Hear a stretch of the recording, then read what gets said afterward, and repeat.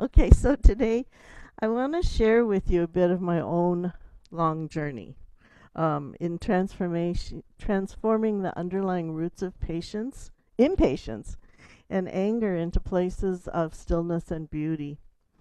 So I'm going to be sharing some quotes from the Buddha and translations of words in the ancient Pali that I found actually through a talk by Gil Fronsdale, who many of you know as a wonderful teacher and scholar in the Vipassana lineage, although he was also a Soto Zen priest.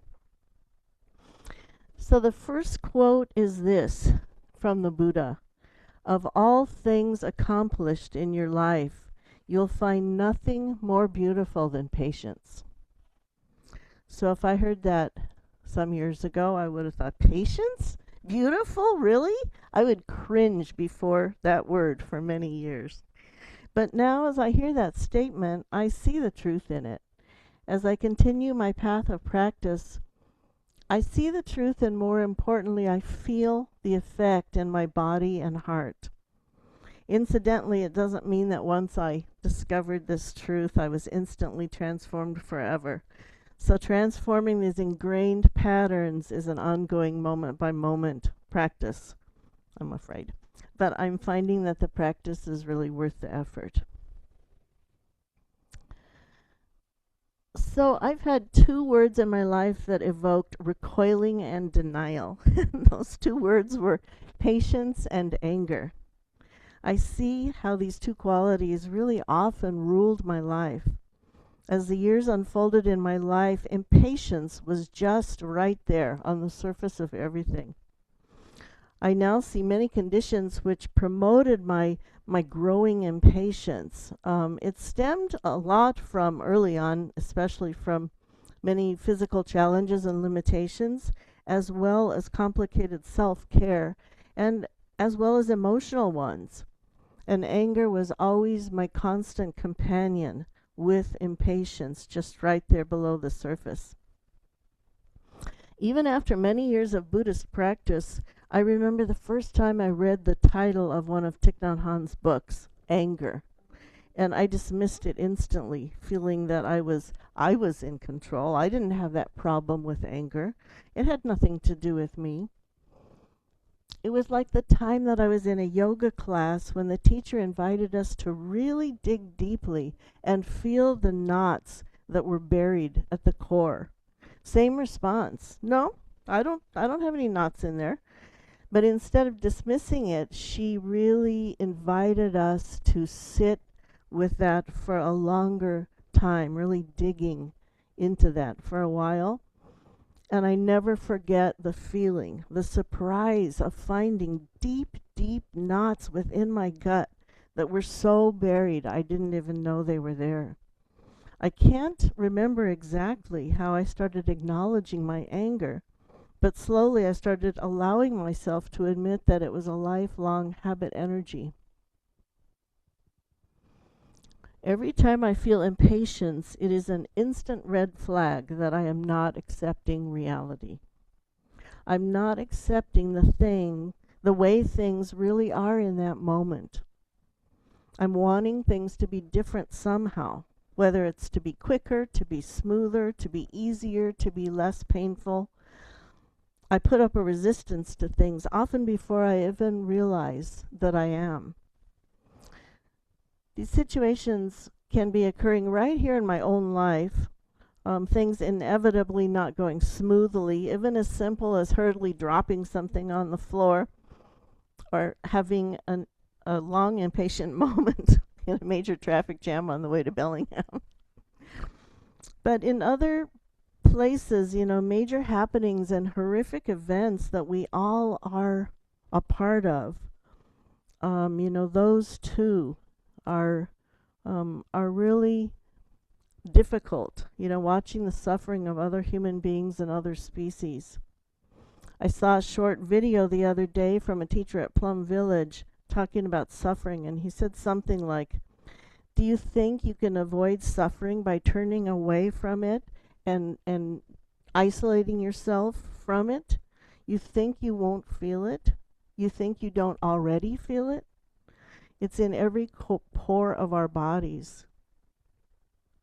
So no matter how great or small, first we need to acknowledge what is happening. So impatience and anger can occur as a way of covering up my suffering, as a way of not looking at the underlying feeling of lost control, perhaps, or inadequacy, or wishing things were different in a deeper and more profound way. Much of my personal impatience early on came from frustration around my physical limitations growing up. It was painful to be different, to be less able to smoothly get around, less able to do things that everyone else was doing. It was bubbling up a sadness and a resistance that I suppressed from myself. I told myself I didn't miss it and I didn't want to be like other people. I didn't need to have a normal body like others, but in truth, of course, I missed this every day. And although I did know that it would never happen, I couldn't come to grips with the injustice of it. I think I felt a self-pity of sorts, but I didn't really allow myself to be tender with it, to feel the grief. I was staunch in my outward stance of not needing anyone and the ability to do it myself. I remember the first time, actually, it was at a retreat a while ago, but we were hiking up a hill, and and this happened many times, but somebody asked me, "Oh, you need a hand?" And I'm okay. I can do it. And that was the first time I really realized how I was denying the person, too, not just myself, but the person that wanted to help me, how I was denying that joy of being able to help. And I think after that, I try to always, if somebody says, "Oh, do you need help with something?" I'm like, "Sure." So anyway. So even as I established an ability to be more patient with things, I looked at it as enduring the situation. I want to talk about this more because, again, from this talk from Gil, he talks about just this, how often we seem, maybe especially in our culture, how often we equate patience with endurance. So, maybe this is more common in the Western world, but it really struck me. He said that the direct translation from Pali gives a much different flavor of the word patience, and I think he's right. In our culture, it truly does not have a meaning that portrays endurance, and sometimes patience is endurance, but this is not the same patience in the Pali, apparently. The word shanti, I think pronounced kanti, has a much more spiritual meaning, a strong, welcoming association, a feeling of openness, and seems to include the feeling of metta, or loving kindness. I now see what I've been missing for so long. It was an underlying fundamental way of including or not including this loving kindness, this gentleness. In all those years, I wasn't able to give myself gentleness. And there was always this undercurrent of anger in there that I didn't even realize was in there. I think when whether I realized it or not, even in my interactions with everyone and everything, it was a component. And I realized one day when I was petting my dog, he was very sensitive to everything. He was a rescue and just, really sensitive. I was petting him and I sensed that he was not completely at ease, that he was kind of on guard. And I realized as I was petting him that he sensed this bit of underlying anger and aggression in me, even though I thought I was just giving him love. And it really made me start paying attention to what energy I was putting out there, whether it was with people or with animals, really looking at that. And I started practicing, whenever I would pet him, I really started practicing awareness, making sure that I was giving this energy of love. So I was really astounded. It really brought my attention, in a deep way, and discovered that component, and really was able to look at that then. I discovered also bit by bit what was missing, and it was self-love. It was an eye-opening experience for me. On another note, this morning I was offering a treat to my other dog, Oscar, and I noticed that he often gets, overly impatient. So, he was barking and, wanting his treat, and so then I usually have him come, sit, stay, don't, stop barking. And, he would do it. And then I knew that this was just enduring. He was just like doing whatever he needed to do to get the treat. So that happens too. He was not at peace and ease. The beautiful patience, the Buddhist sense of this word, was just enduring. So that is, a really different feeling, different meaning, of patience. When the Buddha was giving a lecture to his son Raizelah, he advised Raizelah to cultivate his practice as if it were the earth, which apparently is the root of the word kanti. It signifies stability and an ability to hold. And he said that pleasing or not pleasing will not take hold of your mind and remain there when you're in this state. So I had a thought that impatience is an outcome of not having enough confidence to hold what is. I remember once when I was in Dokusan with the previous teacher, I told him that I was fearful of not having the capacity to hold the suffering, to hold all of the suffering. And he said, well, you're holding it right now. And it made me think that it really does include this confidence in my own deeper, true nature. As I practice, I see this confidence in myself also allows for patience. I increasingly trust this, that I can do this, and that I can hold, the suffering of the world in that way. If I try to hold it as this little, the fretful me, it feels overwhelming, but it's touching into that, the vast Buddha nature, that is much more able to hold everything.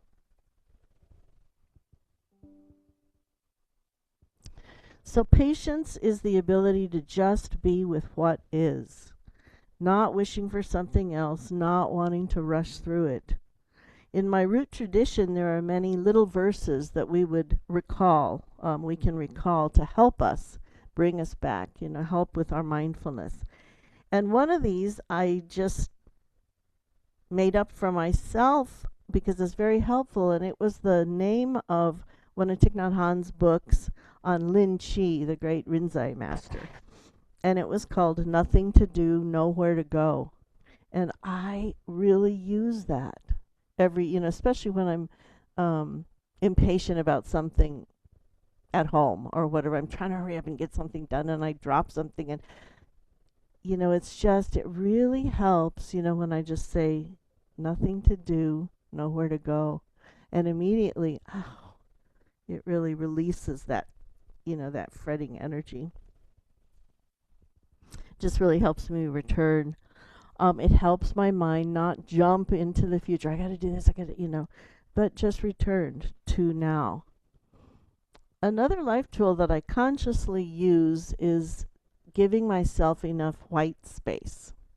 And I've come to realize that this is a really important thing for me, not to cram my schedule full of too many things. And I have friends, one in particular, she cannot stand to have one little bit of white space. She's gotta fill it in, and she's a very energetic person, but she also realizes that this is probably a way of not having to deal with, sitting down and thinking about what's going on, or, whatever. But she likes it that way. But I don't like it that way. I really enjoy having a little bit more time. I feel more at ease. However, I realize that it's not just that. Whenever, if I think that I just need to have that white space, it's the important thing really is not about the white space. It's really about being present in the moment so that I'm not fretting about the future or whatever. So I can really have, let me see if I can turn this thing off. I can really have a pretty full agenda, and as long as I'm just being present, oh, I need to write my talk, oh, I need to do this, whatever. If I'm just right there, it's fine, and it, goes smoothly, and it's not a problem, and I don't feel crammed. It's the fretting about what I need to get done, so I'm really using not just mindfulness, but really the experience of knowing that as I do things, just doing the things that come up.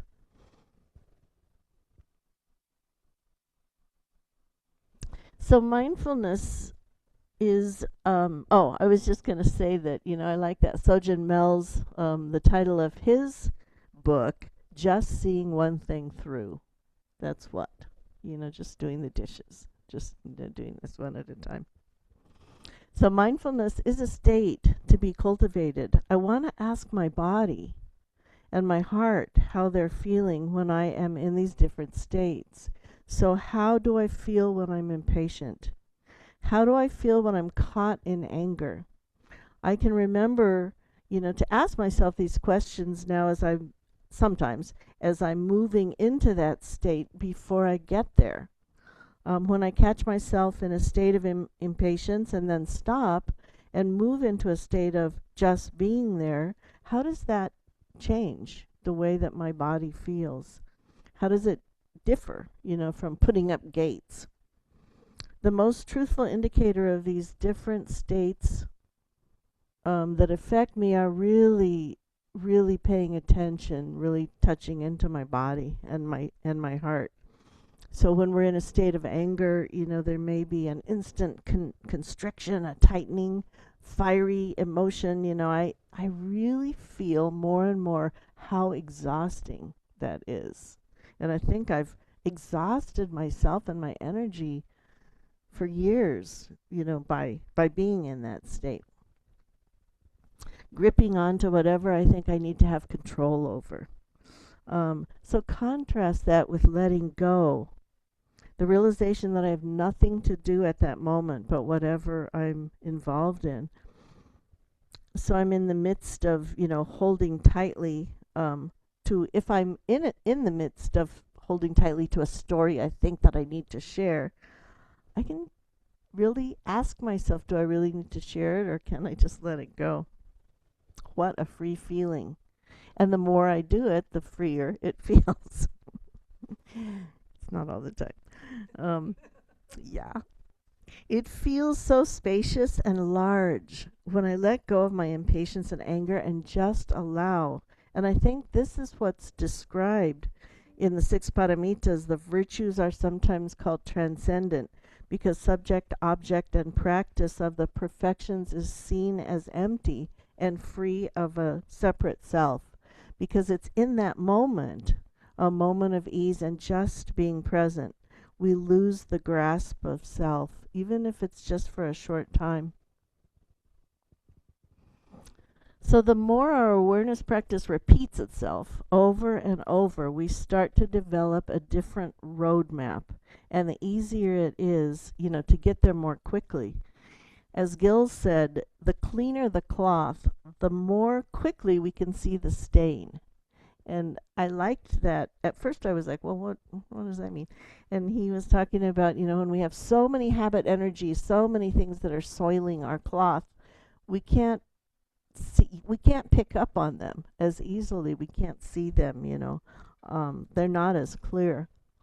But when things are brighter and clear, it is true. We can really pick up, we have an easier time picking up on these seeds that we're, you know, uh, watering to create suffering.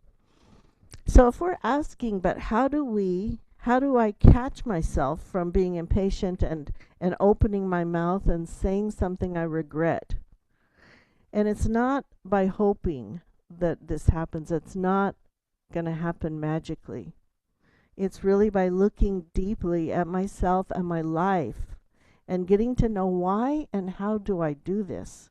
It's by revisiting these old habits over and over until I have an easier, a little bit more clarity in my choices. Experiencing what diminishes me and what nourishes me. It's really, it's really a good thing to check in on. And as I mentioned before, being patient is often about not necessarily feeding the need to share my story as others are telling theirs. Being patient is just allowing others to share their story without me sharing mine. As my teacher says, it's their experience. Just let them express it. You can't, it's their experience. And, I really like that. So I was listening to a talk the other day from a really wonderful senior Dharma teacher from Plum Village, and he was recalling this important meeting that he was in with these policymakers, and it was a great, big, important meeting. And he sat there with his desire to be able to, to tell his story, to add his piece of wisdom, to whatever the talk was. And the more he sat there, he started realizing that he was really, just wanting to display that intelligence, his brilliance, who he was, how he was contributing to the situation, and we do that. I mean, we all do that. Instead of really asking ourselves, is this really going to contribute something in a beneficial way for others, or am I just trying to get my 2 cents in? So that also, at that moment when I was thinking about that, I was thinking about how patience really includes, I wish I could turn that off, the act of generosity from Paramita 1. And I think that Junka Ken is actually going to be talking about how they all relate together in an upcoming talk soon. They really do. It's just like the the Eightfold Noble Path. Everything is all connected, So the ancient Buddhist tradition of patience has 3 aspects, which I've rearranged a little bit. I put the first one as acceptance of the truth. I think this is the fundamental, necessary component of letting go of impatience. As I said before, impatience is just a reflection of not being able to accept reality as it is in this moment, whatever that is. So, and then general perseverance, I think, comes from an ability to have confidence in our own Buddha nature, our own ability to feel the wide and spaciousness of who we really are. And lastly, having patience under insult or conflict. This does not mean condoning others' actions, but rather it's a confidence like the earth, to maintain patience and loving kindness in bearing witness or in taking any kind of action. So now increasingly, I do live in some moments of in a beautiful field of patience. And I see that fundamental beauty is that kind of patience, the patience that the Buddha was referring to, the loving kindness. Loving kindness and gentleness, especially for myself. I understand that I can't extend that loving kindness out to the wider world without it. So, that's the end of my talk. Thank you so much. And I think, oh, go ahead.